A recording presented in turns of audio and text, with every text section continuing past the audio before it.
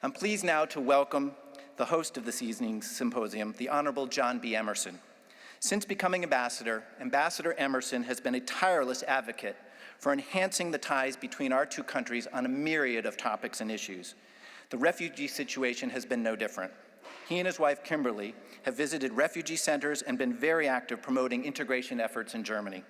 And the ambassador has also worked incredibly closely with his German government counterparts and his colleagues back in Washington to pursue longer-term strategies to help alleviate the refugee situation across the Atlantic. We're incredibly grateful to him and all of his team at the U.S. Embassy for hosting tonight's event, and we really look forward to an engaging discussion tonight and tomorrow. So without further ado, Ambassador Emerson, the podium is yours.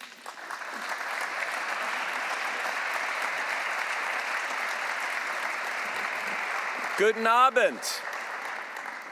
Y'all doing okay? Nice to see you. Rob, that was great. Thank you so much for opening this symposium and welcoming us, and for your kind words and setting us off on a great start. Assistant Secretary Richard, it's a pleasure to have you here today. Thank you for making the trip out from Washington. We really appreciate it.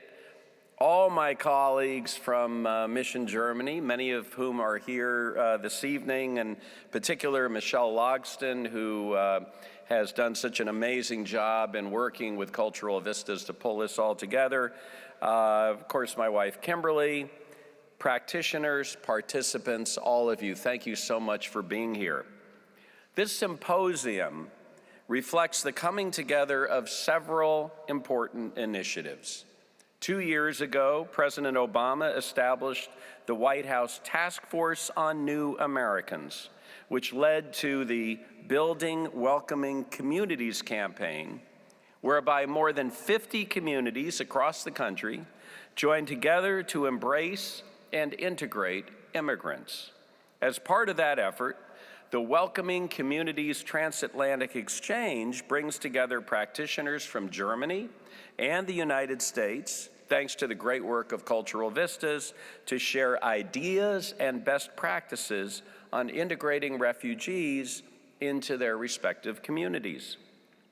Also, during the past couple of years, as Rob mentioned, my Mission Germany colleagues, Kimberly and I, have visited numerous shelters here in Germany, meeting with refugees and with leaders of many on-the-ground programs established by state and local governments, NGOs, and extraordinarily gifted volunteers designed to help facilitate the welcoming and the integration of refugees.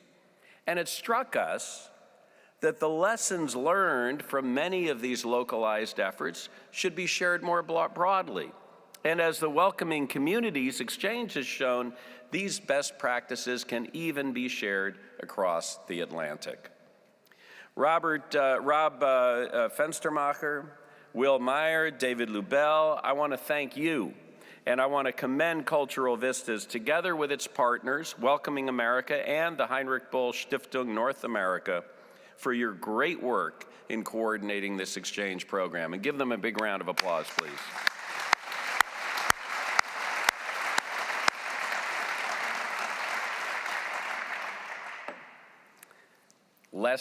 Note to self, when you haven't had lunch, don't eat a pretzel right before going to give a speech.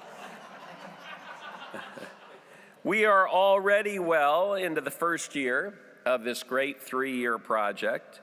German practitioners visited the United States last April, and this symposium marks the end of a busy week of visits to a number of German communities by American participants. And it's a great pleasure and privilege for me to be able to welcome all of you here to Berlin. As practitioners, you know that there is no singular, simple approach to integration. Each community has unique circumstances and opportunities. Assistant Secretary for Population, Refugees, and Migration, Ann Richard, Cultural Affairs Attaché Michelle Logston, and our embassy colleagues, Kimberly and I, are all looking forward to learning about your projects and to having you learn about some of the things that we've discovered in our work, because there is much that we can learn from one another. And in advance of the workshops tomorrow, we all would like to thank you for your tireless commitment. Your work in addressing the needs of people who have been displaced, in helping resident populations to welcome these people in a positive way, and in addressing the long-term challenges of integration could not be more important. The United States is a land of immigrants.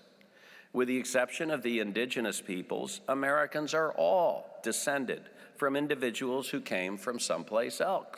In fact, there are 65 million of us who are actually boast of German heritage.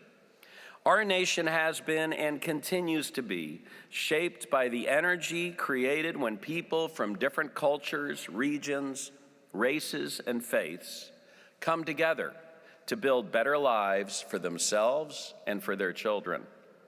In the United States, we do not merely tolerate diversity in all its facets, we embrace it as a national asset. Likewise, in its commitment to provide immediate assistance to refugees and to work towards long-term integration, Germany has proved that it is living those same values. But as Chancellor Merkel said in an interview in Süddeutsche Zeitung about a month ago, taking in people from totally different cultures is anything but easy. But the work that comes with integration can be done if we let our values guide us. Without a doubt, integration is a complex process. Ironically, in the United States, immigration, America's oldest tradition, has become quite the hot-button political issue in this year's presidential campaign. Now, some Americans recall with pride the achievements of their immigrant parents or grandparents, and also they take pride in their hyphenated ethnic heritage as German American, Mexican American, Chinese American, or African American. But they often forget the resistance that their families initially encountered when they first arrived in America. Over the course of our history, when each new wave of immigrants arrived, they faced hardship. They often faced racism and ridicule. Ethnic jokes have been handed down through the generations just by replacing the ethnicity of the joke's target with that of the most recent arrivals. But over time, as people went about their daily lives, as they earned a living, as they raised families, as they built communities, as their kids went to school, American immigrants did their part to build a nation. The Irish, who left behind a land of famine, the Germans who fled persecution, the Scandinavians who arrived eager to pioneer out west, the Polish, the Russians, the Italians, the Chinese, the Japanese, the Mexicans and Central Americans, and of course, the African Americans, many of whom came to our country involuntarily, but who nevertheless have so enriched our culture. All of these folks, before they were us, they were them. This is a part of America's history, and it's also a part of our present and of our future. First and second generation Americans number some 80 million people, or a quarter of the United States population. In Kimberly, in my hometown of Los Angeles, there are neighborhoods where within a single block you can see signs on buildings in a dozen different languages.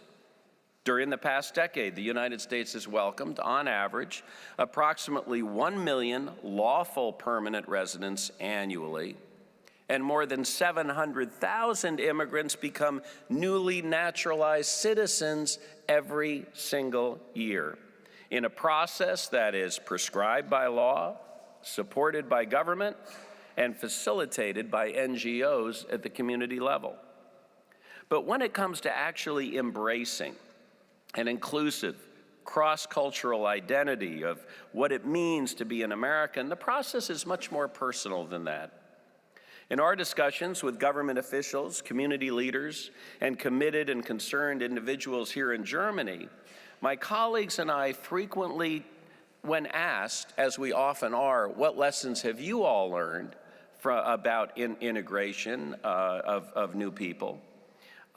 We frequently cite 5 pillars of integration: linguistic integration, integration of school children, economic integration, the provision of a clear path to citizenship, and of great importance, the civic integration, which occurs when members of a town or a city feel that they belong, that they are secure in their rights and responsibilities, and that they share ownership in the future of their community. Each one of these pillars requires a commitment by the immigrant to learn the language, to access job training, to work and to engage, and by the government and the host community to provide these resources to the newcomers. Like any relationship, effective integration requires a two-way process with shared opportunities and responsibilities. One factor that is often forgotten in these discussions is the psychosocial dimension of the refugee experience. When families or individuals are forced to leave their homes and flee to a new land, their identities and their life roles as father, mother, provider can be turned on their heads. This complicates the process of integration. It can also make young people, in particular, more susceptible to radicalization. Radicalization is less a function of pure economic opportunity and more a function of a person's sense of loss of identity, their desire for a sense of belonging and purpose. Having a job and being part of a community can address much of that, but it's not the whole picture. From a sociological, psychological, and neurological standpoint, growing up in an environment of prejudice or exclusion can have a significant impact, particularly on the self-esteem of young people. The transition of any young person to adulthood can be tumultuous from a biological, cognitive, social, and emotional perspective. Add to that the possible PTSD implications of the trauma of coming from a war zone and making the harrowing, life-endangering trip across sea and land to a new country. This process of trauma and transition requires attention at the school, family, and community levels. If ignored, it can render youth psychologically susceptible to the persuasion of skilled extremist ideologues. The UN Secretary General speaks about the need to harness the idealism, creativity, and energy of young people to reclaim the hearts and minds of today's youth, to help give them that sense of belonging, a sense of purpose. A number of the practitioners that we've invited here today seek to do just that.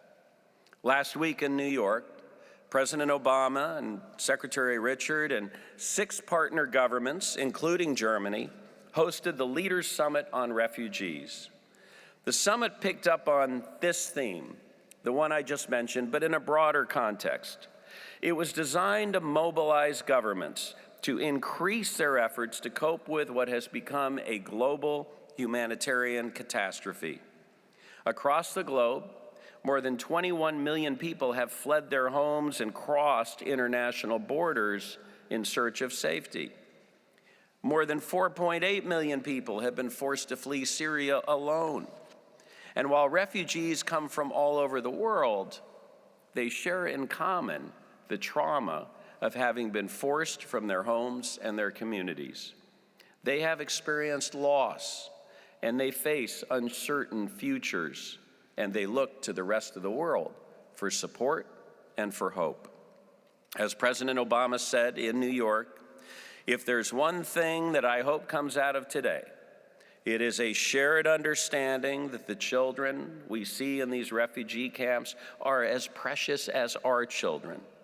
Hopefully we can begin to see through their eyes and imagine what it might be like to not be able to control the safety, the education, the opportunity that we provide our kids and take for granted.